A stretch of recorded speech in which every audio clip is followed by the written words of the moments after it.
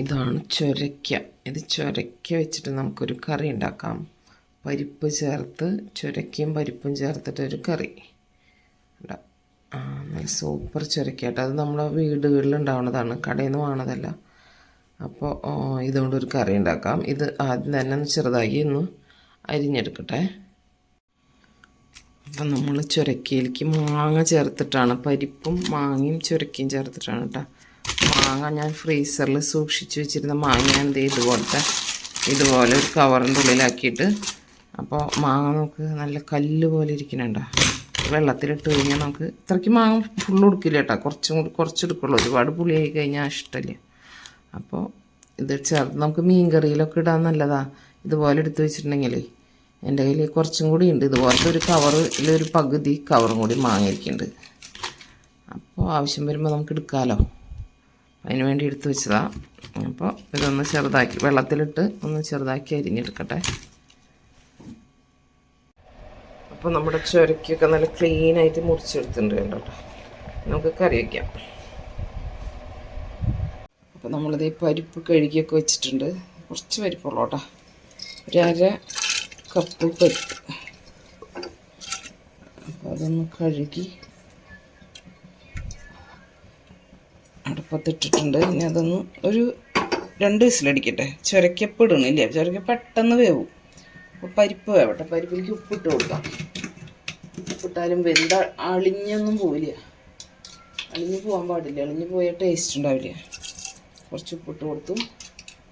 നമുക്ക് ഉടയ്ക്കാം.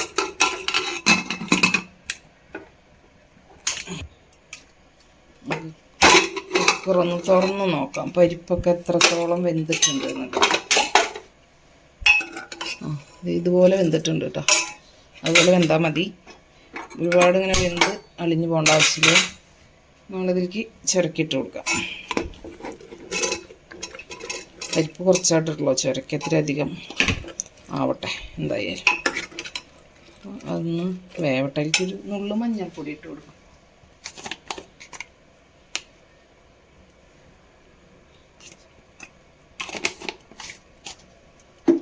തിളക്കട്ടെ. ഒരു നല്ലൊരു ഉണ്ടമുളക് ഉണ്ടായിരുന്നു, നമ്മുടെ അവിടെ ഉണ്ടായതൊന്നുമല്ല. അപ്പോൾ അതൊന്ന് ഇതിലേക്കിട്ട് കൊടുക്കട്ടെ. മുളകും കൂടി അതിലൊന്ന് വേവട്ടെ. പിന്നെ നമ്മൾ അരിഞ്ഞ് വെച്ച മാങ്ങ, നമ്മൾ ഫ്രീസറിൽ സൂക്ഷിച്ച് വെച്ച മാങ്ങയുടെ കുറച്ച് മാങ്ങ എടുത്തു. അപ്പം അതും കൂടി ചേർന്ന് ഒന്ന് തിളച്ച്, ഈ വിസിലടുപ്പിക്കണില്ല, പെട്ടെന്ന് വേവും. ഈ ചുരയ്ക്ക വെന്ത് നന്നായി യോജിക്കണതോ. അപ്പോൾ ഒന്ന് വെന്ത് വരട്ടെ. നമ്മുടെ ചുരക്കൊക്കെ നന്നായിട്ട് വെന്തിട്ടുണ്ട്. ഇനി നമുക്കൊരു മൺചട്ടിയിലേക്ക് മാറ്റാം.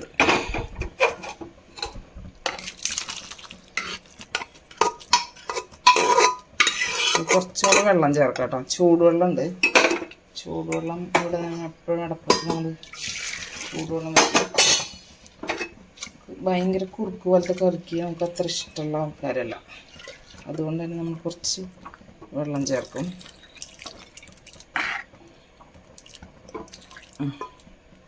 ഇത്ര വെള്ളം വേണം.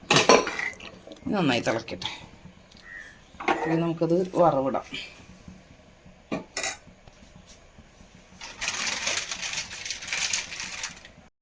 നമ്മുടെ പരിപ്പ് കറിയൊക്കെ നന്നായി തിളച്ചിട്ട് നമുക്കതൊന്ന് വറവിടാം. ചട്ടി വെച്ചു, വെളിച്ചെണ്ണ ഒഴിച്ചിട്ടുണ്ട്. ഞാൻ എനിക്ക് കുറച്ച് കടുക് ഇട്ട് കൊടുത്തു. കടുകൊന്ന് പൊട്ടട്ടെ.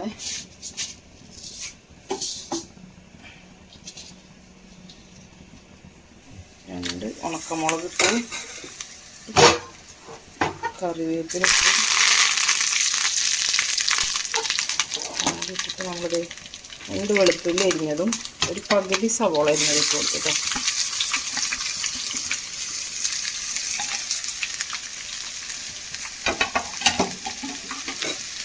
ഇതൊന്ന് നോക്കി വന്നോട്ടെ.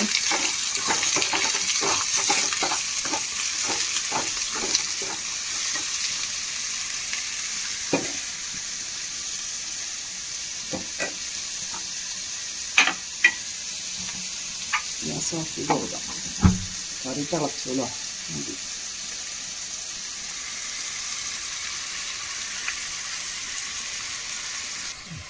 നമുക്കിതിലേക്ക് ചതച്ച മുളകിട്ട് കൊടുക്കാം. ഒരു 1.25 സ്പൂണോളം ഇട്ട് കൊടുത്തിട്ടുണ്ട് കേട്ടോ. നമ്മളതിൽ മുളക് പൊടിയൊന്നും ചേർത്തിട്ടില്ലല്ലോ, ഒട്ടും മുളക് പൊടി ചേർത്തിട്ടില്ല. അതുകൊണ്ട് ഒരു പച്ചമുളക് മാത്രമേ ചേർത്തിട്ടുള്ളൂ. ഇതൊന്ന് മൂത്ത് വരട്ടെ.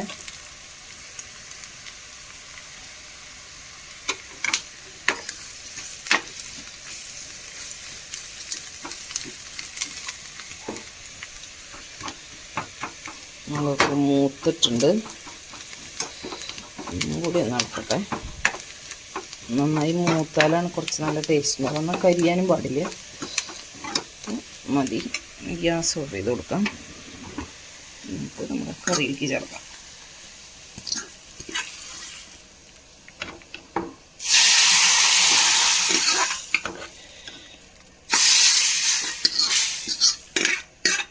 നമ്മുടെ ചുരക്കും പരിപ്പും ചേർത്ത കറി റെഡി ആയിട്ടുണ്ട്.